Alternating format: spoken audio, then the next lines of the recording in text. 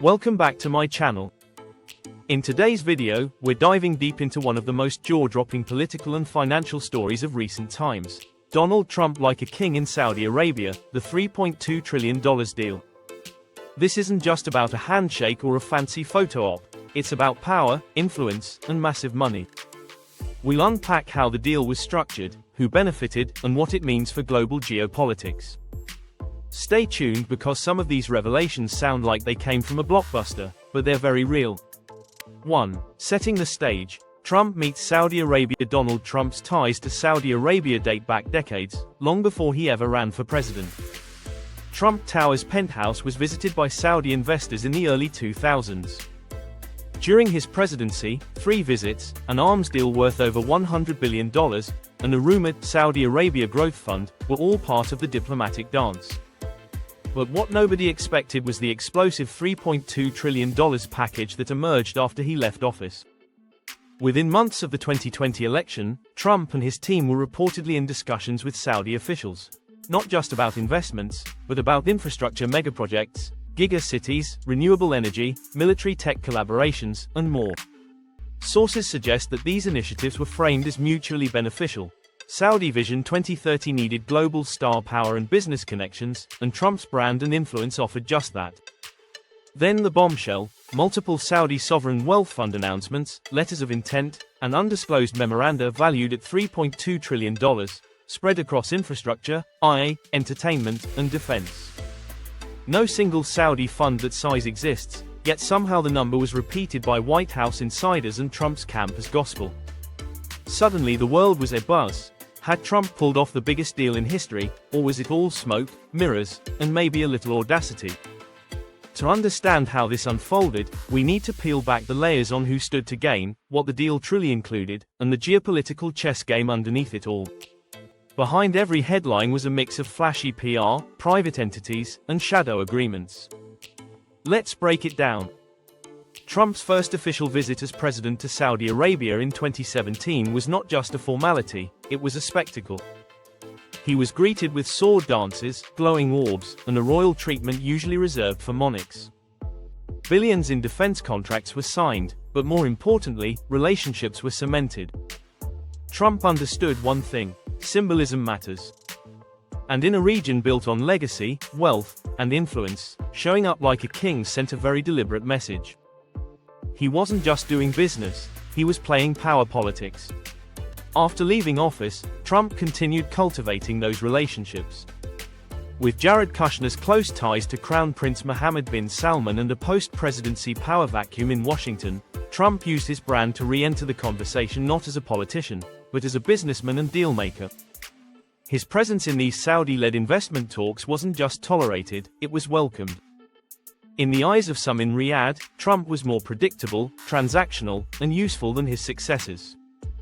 2. Anatomy of the $3.2 trillion figure. To understand the gravity of the so-called $3.2 trillion deal, we have to strip away the headlines and look at the numbers.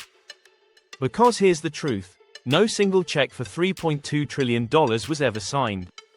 Instead, what emerged was a labyrinth of investment promises, informal memorandums of understanding, potential infrastructure contracts, and loosely outlined capital flows, all wrapped together under a single, colossal figure meant to dazzle.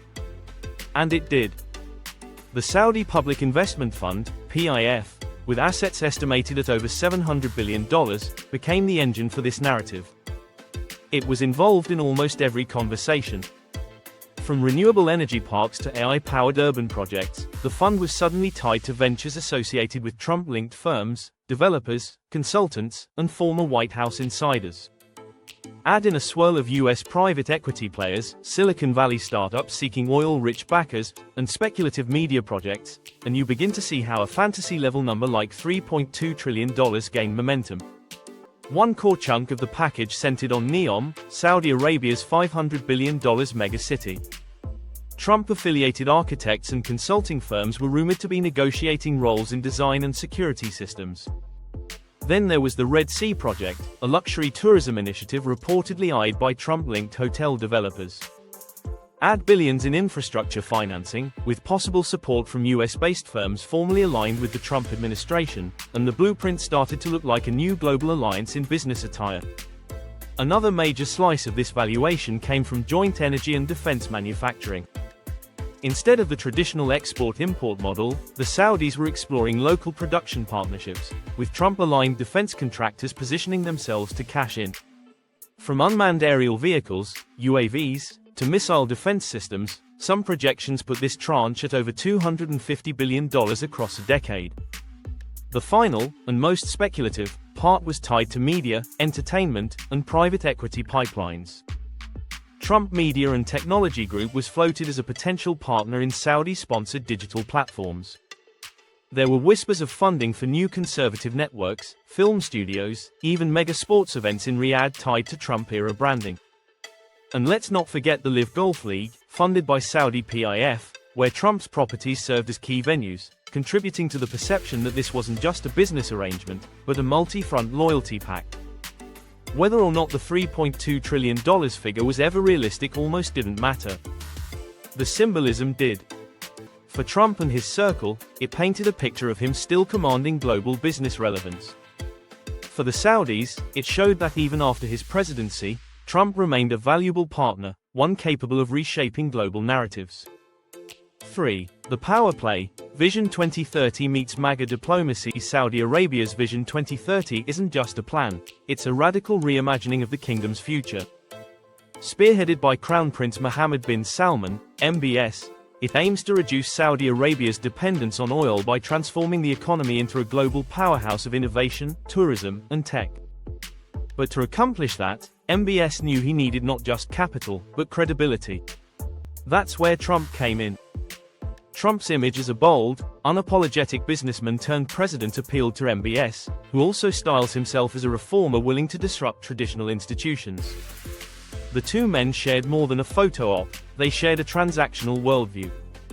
When Trump praised Saudi Arabia's modernization efforts and refused to publicly criticize the regime during controversies like the Jamal Khashoggi incident, it sent a message: this was a leader who valued deals over diplomacy. In return, Saudi leaders offered access, luxury, and long-term collaboration. Trump-affiliated business entities reportedly entered private talks to secure roles in Vision 2030's largest projects. Real estate developers aligned with Trump were invited to propose luxury towers in Riyadh. Consulting groups tied to Trump-era officials pitched large-scale management services for NEOM, the $500 billion futuristic megacity. Even entertainment groups explored options for events and stadium deals under Vision 2030's ambitious sports expansion, many hosted at or co-branded with Trump venues. MBS saw the Trump connection not only as a legacy investment, but as a hedge. While the Biden administration was cautious about Saudi ties, Trump's continued presence on the global stage, and his potential return to the White House, made him a strategic partner. As such, keeping him close through deals, events, and economic entanglements wasn't just good PR, it was good politics. 4. Soft power or shadow influence. The Trump-Saudi dynamic unpacked as the deal gained momentum, so did the questions.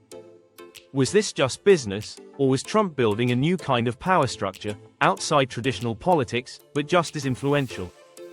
His growing relationship with Saudi Arabia revealed something deeper: the use of soft power as a new currency, backed not by elected office, but by branding, loyalty, and access. Unlike traditional diplomats or policymakers, Trump didn't rely on embassies or think tanks. His influence came through business deals, high-profile events, and personal relationships. In the case of Saudi Arabia, this translated to direct engagement with key players, bypassing bureaucratic channels entirely. From golf tournaments hosted at Trump-owned resorts to real estate proposals in future Saudi megacities, each interaction served two purposes: to build wealth and to build influence. Thanks for sticking with us through this deep dive into the jaw-dropping ties between Donald Trump and Saudi Arabia, and that eye-popping $3.2 trillion deal that's left the world stunned. Whether you see it as bold business, shadow diplomacy, or something else entirely, one thing's clear: Trump isn't just playing the political game, he's rewriting the rules of influence, legacy, and power on a global stage. If you found this video thought-provoking, make sure to hit that like button, subscribe for more content that goes beneath the surface, and drop your thoughts in the comments. We want to know what you think. Until next time, stay curious, stay informed, and thanks for watching.